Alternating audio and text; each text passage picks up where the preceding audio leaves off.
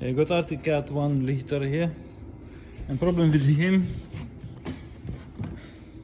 it's not going anywhere. It starts and everything, but once you put gear in,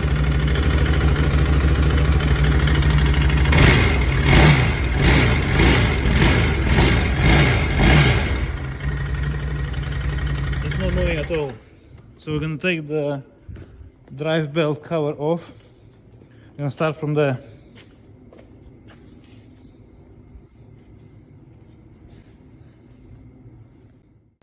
So I got cover off, and what's going on here? I haven't got the connection between main shaft and pistons working together. So when I'm turning that, there should be pistons and cylinder move as well, but at the moment we haven't got that. So I'm gonna get deeper in and see what is going on, which side. So yeah, I took everything off, and in the end we got clutch gone on the 1000 cc. So if your bike is running, but it's not moving, I mean the engine is running but it's not moving, most of the gonna be the clutch.